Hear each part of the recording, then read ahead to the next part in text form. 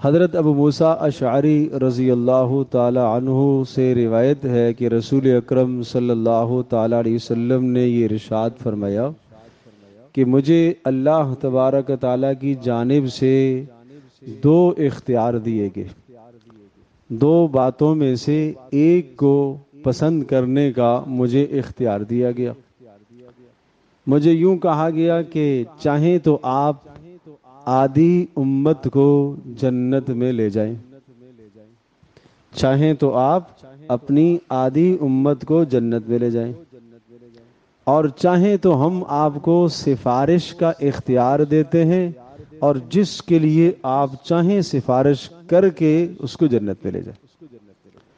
تو رسول اکرم صلی اللہ تعالی علیہ وسلم نے ارشاد فرمایا کہ میں نے سفارش ہی کو اختیار کیا، میں نے سفارش کو اختیار کیا، اس لیے کہ اس میں فائدہ یہ ہے کہ زیادہ سے زیادہ لوگوں کی میں سفارش کر سکوں گا، اور میں جتنے لوگوں کی چاہوں گا کر سکوں گا۔ اور اگر اس بات کو اختیار کر لیتے کہ ٹھیک ہے بھائی نصف امت آپ جنت میں لے جائیں، اور باقی نصف اگر کوئی عمل ہے تو ٹھیک، نہیں عمل ہے تو اس کے لیے جہنم ہے، تو اس لیے میں نے سفارش والی بات کو اختیار کیا، اور اس اختیار کو میں نے استعمال کیا۔ یہ رسول اکرم صلی اللہ تعالی علیہ وسلم کی خاص خصوصیت ہے کہ اللہ پاک نے یہ اختیار عطا فرمایا۔ اور حدیث پاک میں آتا ہے، ایک دوسری روایت میں ہے، پیارے پیغمبر صلی اللہ تعالی علیہ وسلم نے ارشاد فرمایا، حضرت انس رضی اللہ تعالی عنہ اس کے راوی ہیں روایت کے، کہ قیامت کے دن سارے کے سارے لوگ آدم علیہ السلام کے پاس جمع ہوں گے کہ آپ ہماری سفارش فرمائیں، حساب و کتاب شروع ہو جائے۔ آدم علیہ السلام معذرت فرمائیں گے، میں نہیں کر سکتا، کہیں گے جاؤ نوح علیہ السلام سے درخواست کرو، وہ کریں گے۔ نوح علیہ السلام کے پاس سب جمع ہوں گے، ان سے کہیں گے آپ سفارش کریں کہ حساب و کتاب شروع ہو جائے۔ نوح علیہ السلام فرمائیں گے ان ربی قد غضب غضبا لم یغضب قبلہ ولن یغضب بعدہ ابدا، آج میرے رب کو اتنا غصہ ہے کہ اس سے پہلے کبھی غصہ ایسا نہیں ہوا اور نہ اس کے بعد ہوگا، لہٰذا میں تو نہیں کر سکتا بھائی۔ جاؤ ابراہیم علیہ السلام کے پاس، وہ سفارش کر سکیں گے شاید۔ ابراہیم علیہ السلام کے پاس جمع ہوں گے، ان سے درخواست کریں گے کہ آپ سفارش فرمائیں۔ کس چیز کی سفارش؟ جنت میں داخلے کی بات نہیں ہو رہی ہے، صرف یہ ہو جائے حساب و کتاب شروع ہو جائے، فیصلہ ہو جائے یا جنت ہے یا جہنم۔ میدان محشر 50,000 سال کی طویل مدت کا وہ دن ہوگا، اور سورج سوا نیزے پہ کھڑا ہوگا، اور سورج اپنی حرارت اور تپش اور گرمی پھینک رہا ہوگا، اور زمین بھی یوں سمجھیے کہ تانبے کی بنی ہوئی ہوگی، اور اس طرح سے وہ بھی اپنی تپش اور حرارت پھینکے گی، اور لوگ پسینوں میں ڈوبے ہوئے ہوں گے، کوئی ٹخنوں تک، کوئی ناف تک، کوئی حلق تک، کوئی سارا کا سارا۔ بس یہ مسئلہ مشکل ہے، حساب شروع ہو جائے بس۔ ابراہیم علیہ السلام معذرت فرمائیں گے میں نہیں کر سکتا، جاؤ موسیٰ علیہ السلام کے پاس، ان سے پوچھو۔ موسیٰ علیہ السلام کے پاس آئیں گے اور موسیٰ علیہ السلام سے درخواست کریں گے کہ آپ سفارش فرمائیں۔ حضرت موسیٰ علیہ السلام بھی یہی ارشاد فرمائیں گے ان ربی قد غضب غضبا، میرے اللہ کو آج ایسا غصہ ہے، ایسا غصہ ہے، لم یغضب قبلہ ولن یغضب بعدہ ابدا، آج سے پہلے اتنا غصہ کبھی نہیں ہوا اور نہ آج کے بعد ایسا غصہ آئے گا، میں نہیں کر سکتا۔ جاؤ عیسیٰ علیہ السلام کے پاس، شاید وہ سفارش کر سکے۔ عیسیٰ علیہ السلام کے پاس آئیں گے، یہ جن انبیاء کا نام لیا یہ 5 وہ اولو العزم انبیاء ہیں، آدم علیہ السلام کے علاوہ نوح علیہ السلام، ابراہیم علیہ السلام، موسیٰ علیہ السلام، عیسیٰ علیہ السلام، سب معذرت کر دیں گے۔ عیسیٰ علیہ السلام بھی کہیں گے میں نہیں کر سکتا، یہ نبی آخر زمان حضرت محمد مصطفیٰ صلی اللہ تعالی علیہ وسلم کا حق ہے، اور یہ اللہ نے انہیں اختیار دیا، یہ وہ کر سکیں گے۔ چنانچہ رسول پاک صلی اللہ علیہ وسلم کی خدمت میں سارے حاضر ہوں گے، اور رسول اکرم صلی اللہ علیہ وسلم سے درخواست کریں گے کہ آپ اللہ سے درخواست کیجئے کہ سفارش کیجئے کہ حساب و کتاب شروع ہو جائے۔ اس سفارش کا نام، اس شفاعت کا نام شفاعت کبریٰ ہے، اور اس کا نام مقام محمود ہے۔ جو ہم اذان کے بعد جو دعا پڑھتے ہیں اس میں جو مقام محمود کی دعا کرتے ہیں وہ یہی ہے، وہ یہی ہے۔ پھر رسول اللہ صلی اللہ علیہ وسلم نے ارشاد فرمایا کہ میں سجدے میں گر جاؤں گا، اس وقت اللہ مجھے کلمات سکھائے گا، ابھی میں نہیں جانتا وہ کیا کلمات ہوں گے، اس وقت وہ کلمات میں کہوں گا اور اللہ کی حمد و ثنا کروں گا۔ پھر اللہ مجھ سے ارشاد فرمائے گا کہ اب سر اٹھاؤ، کیا مانگنا چاہتے ہو؟ تو میں سر اٹھا کر اللہ کے حضور یہ درخواست کروں گا کہ امت کا حساب و کتاب شروع ہو جائے۔ یہ ہے شفاعت کبریٰ۔ اس کے بعد پھر انبیاء علیہ الصلوۃ والسلام کو بھی حق دیا جائے گا، اور شہداء کو بھی، علماء کو بھی، ملائکہ کو بھی، نیک لوگوں کو بھی حق سفارش کا دیا جائے گا۔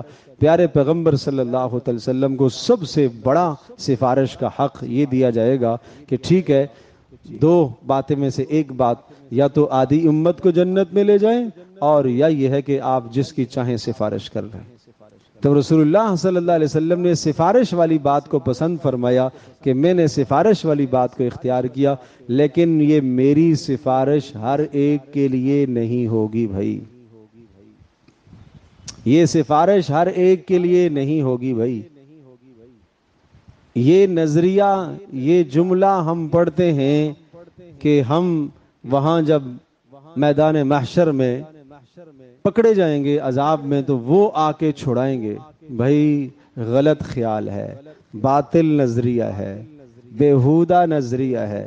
رسول اللہ صلی اللہ تعالی علیہ وسلم ایسی جبرن قہرن جبری قہری سفارش نہیں کریں گے کہ اللہ سے زبردستی کوئی چیز منوا لیں، بالکل ایسا نہیں، یہ غلط نظریہ ہے۔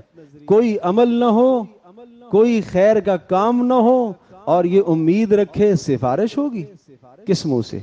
سیدنا ابوبکر صدیق رضی اللہ تعالی عنہ کی رسول اللہ صلی اللہ علیہ وسلم سفارش فرمائیں گے، اور ایک ایسے انسان کی جس نے ساری زندگی رسول اللہ صلی اللہ علیہ وسلم کی سنتوں کو ٹھکرایا اور مذاق اڑایا، کیسے ہوگا؟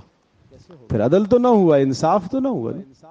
اس لیے رسول اللہ صلی اللہ تعالی علیہ وسلم نے فرمایا کہ دیکھو میری سفارش ہوگی وہیا لمن مات لا یشرک باللہ شیئا، میں سفارش اس کے لیے کروں گا جس کی موت اس حال میں آئی ہو کہ اس نے شرک نہ کیا ہو، جس نے شرک نہ کیا ہو، جس نے شرک نہ کیا ہو، جس نے شرک نہ کیا ہو۔ جس نے شرک کیا اللہ بھی اس سے بری، رسول اللہ صلی اللہ علیہ وسلم بھی اس سے بری، اس کی سفارش رسول اللہ نہیں فرمائیں گے، شرک کرنے والے کی سفارش رسول اللہ نہیں فرمائیں۔ ایک شرک یہ ہے کہ کوئی آدمی دو خدا مانے، سراسر شرک ہے، کفر ہے، کفر ہے، دو خدا کوئی مانے تو کفر ہے۔ نمبر دو، اللہ کا اختیار کسی مخلوق میں تصور کرے تو شرک ہے، اللہ کی قدرت کسی مخلوق میں ماننا شرک ہے۔ اللہ جو چاہے کر سکتا ہے، یہ قدرت اللہ کو حاصل ہے، اور یہ قدرت کسی بندے کے لیے تسلیم کرے کہ محمد رسول اللہ بھی جو چاہے کر سکتے ہیں، مختار کل، ہر شے کا انہیں اختیار دیا گیا ہے، یہ بھی شرک ہے۔ رسول اللہ صلی اللہ تعالی علیہ وسلم بھی جس کو مکمل اختیار ہے، جس کو چاہیں گے چھڑا لیں گے بغیر عمل کے، غلط نظریہ ہے، غلط عقیدہ، ایسا کوئی سفارش کا معاملہ نہیں ہوگا۔ رسول اللہ صلی اللہ تعالی علیہ وسلم کے لیے، کسی فرشتے کے لیے، کسی بزرگ کے لیے اس عظمت کو ماننا، اس تعظیم کو ماننا جو اللہ کی ہوتی ہے، اس کا نام شرک ہے۔ آدمی ماتھا اللہ کے سامنے ٹیکتا ہے، جھکاؤ اللہ کے سامنے ہے، یہ جھکاؤ کسی قبر پہ جا کے کرتا ہے تو شرک ہے، کیونکہ یہ تعظیم، یہ جبین نیاز، یہ ماتھا، یہ اللہ نے اس لیے دیا تھا کہ اللہ کے سامنے جھکے، اور اللہ کے علاوہ کسی غیر کے سامنے جا کے جھکتا ہے تو یہ غیر کی تعظیم وہ تعظیم کر رہا ہے جو اللہ کی کرنی چاہیے تھی، اس کا نام شرک ہے۔ اللہ تبارک و تعالی ہر شے کا علم رکھتا ہے، یہ عقیدہ ہے۔ گزشتہ کیا ہوا، کل کیا ہوگا، قیامت تک کیا ہوگا، میرے ایک ایک حال سے اللہ آگاہ ہے، میں جو زبان سے بولتا ہوں اس پر تو ہے ہی آگاہ، میرے دل میں جو خیال آتا ہے اس پر بھی اللہ آگاہ ہے، وہ بھی اللہ جانتا ہے۔ اگر یہ نظریہ اللہ کے علاوہ میں کسی اور کے لیے قائم کرتا ہوں کہ فلاں بھی اس بات کو جانتا ہے، چاہے محمد رسول اللہ صلی اللہ علیہ وسلم کے لیے یہ نظریہ رکھوں، تو یہ شرک ہے۔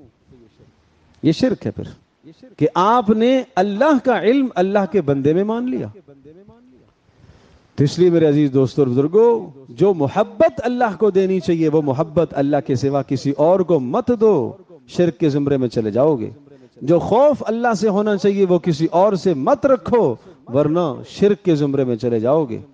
جو تعظیم اللہ کی کرنی چاہیے وہ کسی اور کی مت رکھو، ورنہ شرک کے زمرے میں چلے جاؤ گے، شرک تک پہنچ جاؤ گے۔ اور جو شرک تک پہنچ گیا، رسول اللہ صلی اللہ تعالی علیہ وسلم نے فرمایا کہ میں پھر اس کی سفارش نہیں کروں گا۔ ایک صحابی نے کہا آپ کی خدمت کی، تو رسول اللہ نے پوچھا کچھ مانگو، میں تیرے لیے کچھ اللہ سے دعا کروں۔ کہ اللہ کے رسول، بس میں قیامت میں آخرت میں جنت میں آپ کا پڑوس چاہتا ہوں۔ آپ نے یہ تو نہیں کہا بھائی جا تو نے میری بہت خدمت کر لی ہے، بہت خدمت کر لی ہے، بس تیرے لیے میرا پڑوس لازم ہو گیا۔ پڑوس لازم ہوگا تو جنت تو پکی ہے نا، جنت تو پکی ہے۔ رسول اللہ صلی اللہ علیہ وسلم نے فرمایا اعنی علی کثرت السجود، ٹھیک ہے میں اللہ سے یہ دعا کروں گا، لیکن میری تو مدد کرنا، زیادہ زیادہ سجدے کر کے میری مدد کرنا، عمل ہوگا تو میں سفارش کروں گا۔ آپ نے عمل بتلایا کہ عمل ہوگا تو میں سفارش کروں گا۔ دو چیزیں، دو مختصر اعمال، ایک عمل تو بتاتا ہوں جس سے رسول اللہ صلی اللہ علیہ وسلم کی سفارش لازم ہوتی ہے۔ ایک تو یہ کہ شرک نہ کرو، اور شرک سے بچنے کے لیے رات کو سورۃ الکافرون کی تلاوت سونے سے پہلے کر لیا کرو۔ حدیث پاک میں آتا ہے جو آدمی سوتے وقت سورۃ الکافرون ایک مرتبہ پڑھ لیتا ہے، اللہ اس کو شرک سے بری کر دیتا ہے۔ نہ معلوم دن میں کتنا شرک کر دیا ہوگا، تو اس لیے اس سورہ مبارکہ کی تلاوت آپ کو شرک سے بری کرے گی، اس لیے رات کو سونے سے پہلے ایک مرتبہ سورہ کافرون ضرور پڑھ لیا کرو، کوئی لمبا کام نہیں ہے۔ دوسرا ایک بہت پیارا عمل، بہت اہم عمل عرض کرتا ہوں رسول اللہ صلی اللہ علیہ وسلم کی سفارش کا، وہ عمل یہ ہے کہ پیارے پیغمبر صلی اللہ تعالی علیہ وسلم کی حدیث ہے، جب اذان ہو تو خاموشی سے اذان سنو، اذان کے کلمات کا جواب دو، اللہ اکبر پر یہی کہو، حی علی الصلاۃ حی علی الفلاح پر لا حول ولا قوت الا باللہ کہو، اشہد ان محمد رسول اللہ پر اشہد ان محمد رسول اللہ کہنا ہے، صلی اللہ علیہ وسلم نہیں کہنا، غلط ہو۔ اشہد ان محمد رسول اللہ جب مؤذن کہتا ہے تو یہی جملہ بولو، اشہد ان محمد رسول، لوگ کہتے ہیں صلی اللہ علیہ وسلم، کس نے بتایا تمہیں؟ تو غلط سو مسئلہ سمجھو۔ پھر اذان جب مکمل ہو جائے اب حکم ہے اب درود شریف پڑھو، اذان مکمل ہو جائے، اذان کے اختتام پر درود شریف سمجھایا، اب درود شریف پڑھو، اب کہو اللہم صلی علی محمد وعلی آل محمد کما صلیت، نماز والا درود شریف پڑھ لو، کوئی اور مختصر درود شریف پڑھ لو، اللہم صلی علی محمد النبی الامی وعلی آلہ وبارک وسلم، یہ پڑھ لو۔ اس کے بعد فرمایا میرے لیے وسیلے کی دعا کرو، اللہم رب ھذہ الدعوۃ التامہ، یہ جو اذان کے بعد کی دعا ہے، یہ دعا۔ فرمایا جس نے یہ کام کر لیا، اذان کے جواب دے دیے، پھر اس کے بعد آخر میں درود میرے اوپر پڑھ لیا، اور پھر میرے لیے وسیلہ کی دعا کر لی، مقام محمود کی دعا کر لی، اس کے لیے میری شفاعت لازم اور واجب ہو گئی۔ تو یہ عمل تو کرو، یہ عمل کرو، لیکن جو طریقہ بتایا گیا ہے سنت طریقہ، اس کے مطابق عمل کرو گے تو اللہ کے ہاں قبول ہے، اللہ کے ہاں وہ عمل قبول ہے۔ سنت کے مطابق عمل کیا کرو۔ تو جب صلی اللہ تعالی علیہ وسلم اذان کے بیچ میں آپ نے نہیں کہنا اشہد ان محمد رسول اللہ، جب محمد مؤذن کہے یا اقامت کے کلمات میں نبی علیہ السلام کا نام آئے، کچھ بھی نہ کرے صلی اللہ علیہ وسلم نہیں، بلکہ کیا بولنا ہے؟ اشہد ان محمد رسول، یہ بولنا ہے۔ اذان کے ختم پر پھر درود شریف کا حکم ہے، چونکہ بیچ میں اشہد ان محمد رسول اللہ نبی الاسلام کا نام آیا تھا تو بیچ میں درود شریف نہیں پڑھا اور وہاں نہ پڑھنا ہے، اور اب اختتام پر درود شریف پڑھو، اور اب اللہم رب ھذہ الدعوہ یہ دعا کرو۔ تو اس دعا سے پہلے درود شریف ہے، یہاں درود شریف پڑھنا، جہاں پڑھنے کا حکم ہے وہاں پڑھو۔ بھائی اپنی طرف سے خدا کے واسطے، اللہ کے واسطے دین کے اندر پیوند کاری نہ کیا کرو۔ آخری کلمہ ہے لا الہ الا اللہ، اذان کا اختتام ہے، اذان کا اختتام ہے۔ ایک آدمی کہے جہاں پر لا الہ الا اللہ آتا ہے محمد رسول اللہ بھی آتا ہے، چلو میں یہاں مؤذن کو کہو جناب یہ بھی لگا دو یہاں پر، مانو گے، تسلیم کرو گے اس بات کو؟ آپ کہو گے یہ اذان میں تبدیلی کر رہا ہے، اذان میں تحریف کر رہا ہے، لا الہ الا اللہ کے بعد محمد رسول اللہ نہیں ہے۔ کیوں؟ جو چیز نہیں بتائی وہ نہیں ہے، جو بتائی اس کو کرو۔ اسی چیز کا نام بدعت ہے، جو چیز رسول اللہ صلی اللہ علیہ وسلم نے نہیں دی، نہیں کی، اس کو دین کا حصہ سمجھ کر بیچ میں لے آنا، اسی شے کا نام بدعت ہے۔ اس بدعت سے بچو، اور بدعت والے شخص کی، بدعت اختیار کرنے والے کی سفارش بھی نہیں ہو سکے گی، بدعتی کی سفارش بھی نہیں ہوگی، مشرک کی سفارش نہیں ہوگی۔ اس لیے بہرحال سفارش کا ایک عمل میں نے بتا دیا، اور شرک سے براعت کا ایک عمل میں نے بتا دیا۔ رات کو سورۃ الکافرون کی تلاوت کر کے سویا کرو، اور اذان کا جواب دیا کرو، اور آخر میں درود شریف پڑھا کرو، اور پھر اذان کے بعد کی دعا کیا کرو۔ اللہ پاک ہم سب کے لیے سمجھنا، عمل کرنا آسان فرمائے۔